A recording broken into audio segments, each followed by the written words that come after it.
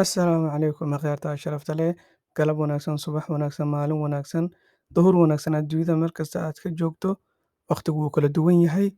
Marka aan macluumaadkeen hore usii galno suuqa waa arkaysaan aad iyo aad ayuu usii kacayaa. Xilliga aan sameynayo waa suxuurtii, waa Abriil 29 Abriil iyo kolka 10 saac iyo 11 daqiiqo xilligaan sameynayo.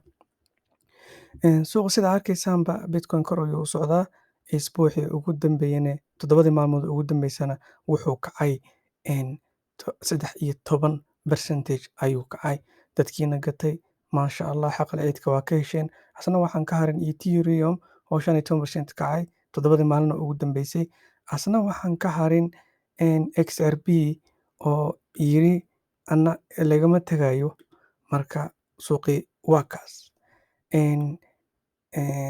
Asna haddaan eegno dhinaca iyo suuqa Forex-ka ama stock-ga iyo guud ahaanba suuqa Forex-ka asna wuu soo bixi doonaa.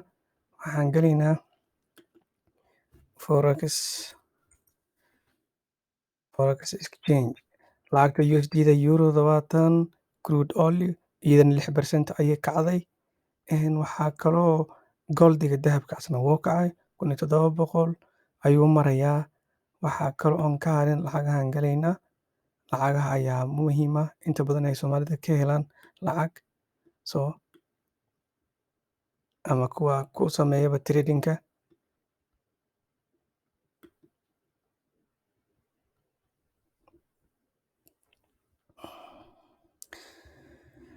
Wax yar ayaan sugaynaa isna wuu soo bixi doonaa.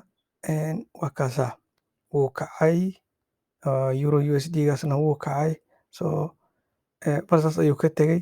Waxa laga faa'iido oo dhanba waa intaas ama qof walba ha noqdo ama qof Soomaali ha noqdo ama qof cadaan ha noqdo.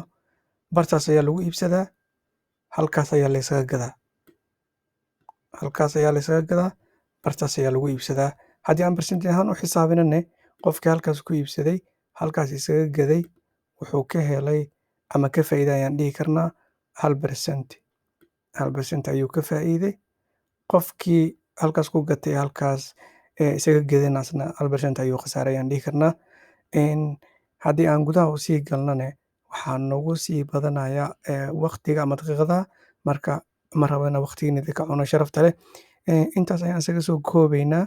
Insha Allah Bitcoin waxaan rajeynayaa inuu hawada isku sii shareero oo sida aad arkaysaanba wuu socdaa. Mar haddii candle-ka oo halkaas soo taabtane waxba lama ahan inuu soo taabto berri ama sax dambe ama weegan gudihiisaba 8,000. Marka waan arkaynaa halkii ay ku dambeyso kolleyba. Waxaan idiin rajeynayaa Ramadaan Kariim. Maalin wanaagsan adduunyada meel walba ka joogtaan. Assalaamu calaykum waraxmatullaahi wabarakaatu.